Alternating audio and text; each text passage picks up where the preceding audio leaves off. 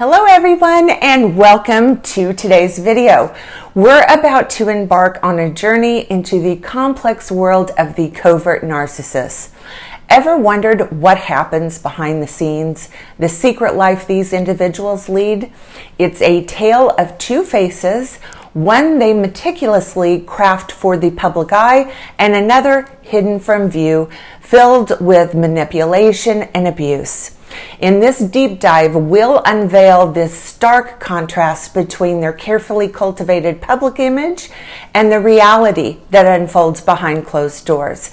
So stay with me as we unravel the intricate web of the covert narcissist double life. But first, if you're new to my channel, I'd like to take a moment and welcome you and invite you to please subscribe and be sure and hit that notification bell because I put out new videos every week. Also, if you are interested in private one-on-one narcissistic abuse recovery coaching with me, please visit my website. It's linked in the description below. Okay, so today we're focusing on the covert narcissist, and we are going to explain in detail some of the differences between how they present themselves to the outside world versus how they manipulate, control, abuse, and deceive people behind closed doors. Because although they are much more hidden than the overt narcissist, they're still narcissists, and they are just as controlling and deceitful as any other narcissist. They're just better at disguising it. Remember, the name of the game for all narcissists is about control. That's what motivates their abusive behaviors. And the covert narcissist is not an exception to this rule. However, some of their abuse and manipulation tactics are slightly unique. And more than any other type of narcissist, their double lives are the most difficult to figure out and usually the most shocking. So let's start digging in. The first point on this topic is their use of what I call intrusive control. In public, the covert narcissist is known to present themselves as polite and respectful, very respectful of people's privacy, just like any other person you'd encounter. They try very hard to appear as if they respect your boundaries and your personal space.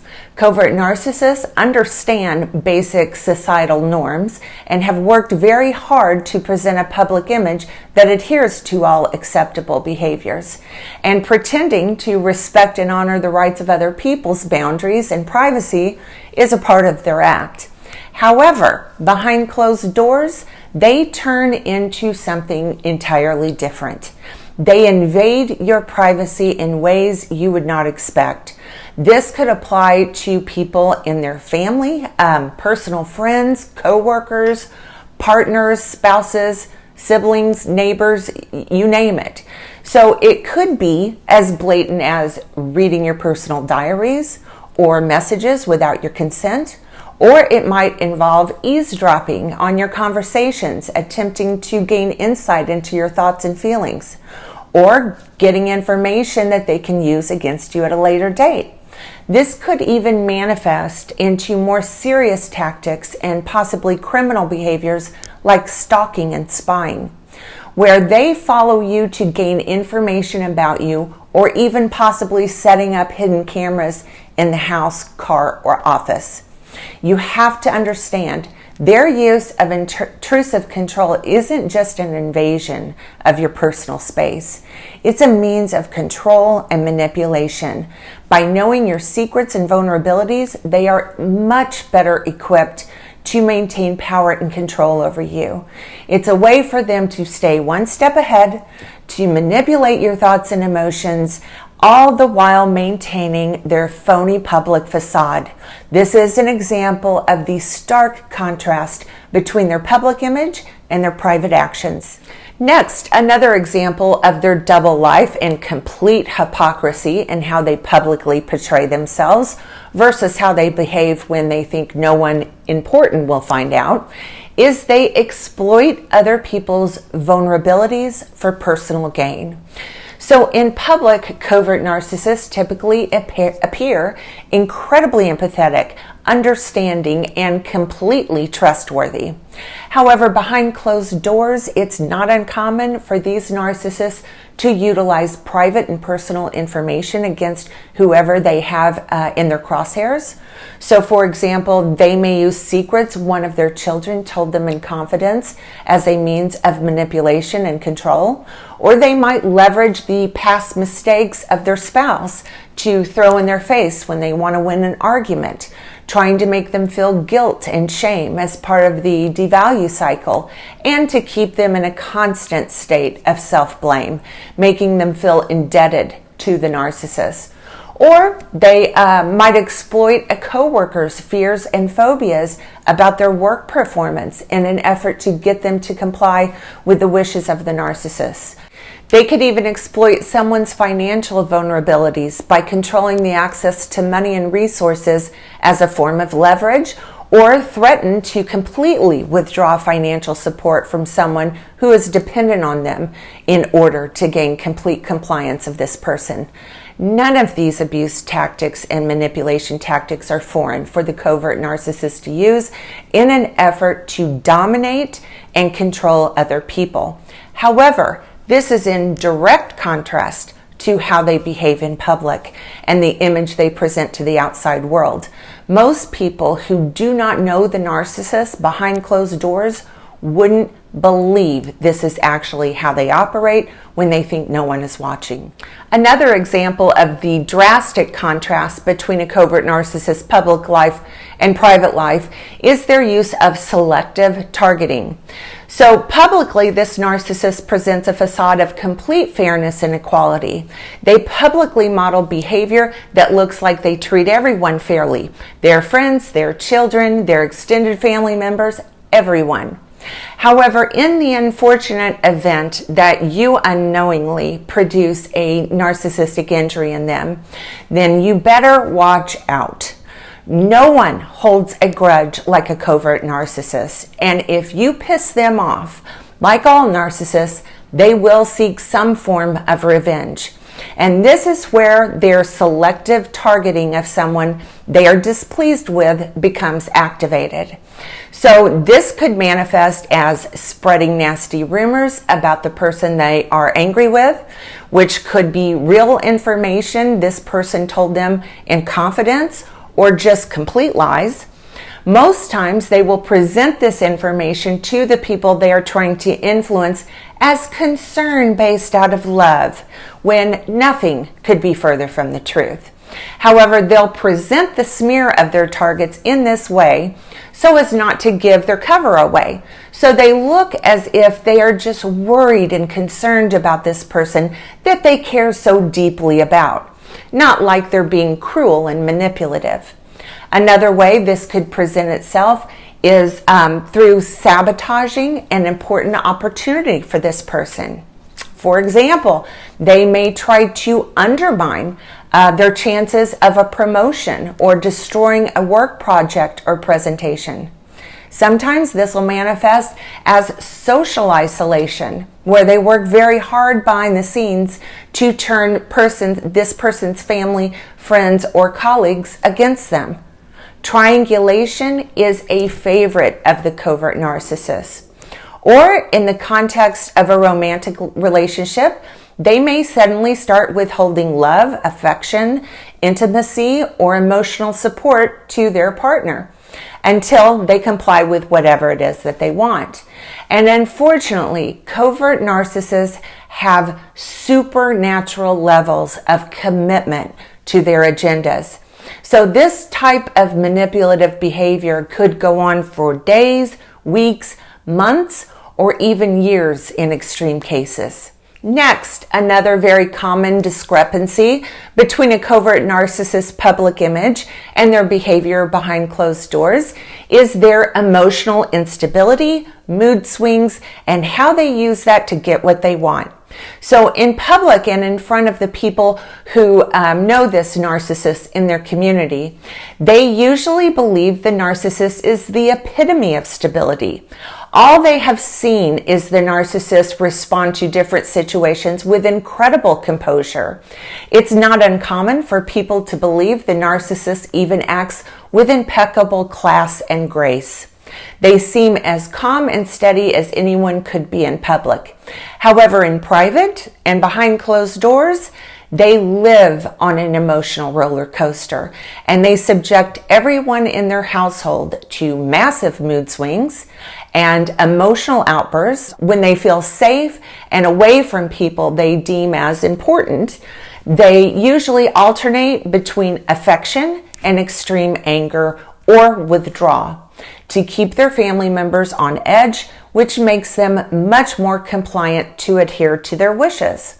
Another way they use emotional instability to control family members is with threats of abandonment, where they make threats of divorce or to leave the family, which, this is yet another manipulation tactic they use to get their way. Guilt-tripping family members is another one of their favorite control tactics, where they oscillate between intense affection and cold detachment to make their family members feel guilty for real or just completely, imaginary wrongdoings. Emotional blackmail is another one they use a lot, where the narcissist might even threaten to self-harm or pretend to have some kind of an emotional breakdown to make their family comply with their wishes. This type of extreme emotional instability puts immense pressure on the family and conditions them to do whatever they can on a daily basis to prevent them from having these outbursts. Yet people who only know their public persona have no clue this is who this person really is. Another fact that most people would be shocked to know about this narcissist is that they are famous for utilizing scapegoating and blame shifting to manipulate and control the people in their lives. Publicly, these covert narcissists appear to be reasonable problem solvers, but behind closed doors, they are anything but that. They, like all narcissists, want to always escape any form of accountability or responsibility for anything they view as negative, but don't want to modify their behavior to make sure they don't do things that are wrong or abusive. So what they do instead is unfairly blame and scapegoat specific family members as the responsible party, which diverts attention from the fact that they are the actual responsible party. They also frequently set unrealistic expectations for specific family members, demanding perfection and unattainable goals. Then, when the family member fails to meet these absurd expectations, the narcissist blames and ridicules them for these perceived shortcomings. They also project their own flaws and mistakes they have made onto the scapegoated family member, meaning they accuse this family member of having the same issues they themselves struggle with, effectively shifting the blame. Another common control tactic of the covert narcissist that most people never witness is their use of isolation.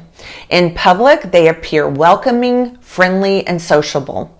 But behind closed doors, they work very hard at keeping their targets isolated from their support systems. They do this because they know by limiting outside influences and support, they can maintain a tighter grip on their victims.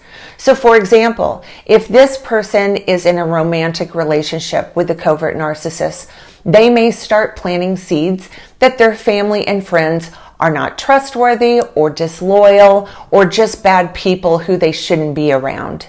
Another way they isolate their victims is by undermining their confidence in themselves. They gradually erode the victim's confidence and esteem by criticizing their abilities, appearance, and worth, which in turn makes the victim more dependent on the narcissist for validation and approval, which is the goal. They also isolate their victims by discouraging their interests and hobbies, actively trying to reduce opportunities for them to engage with other people who share those same interests.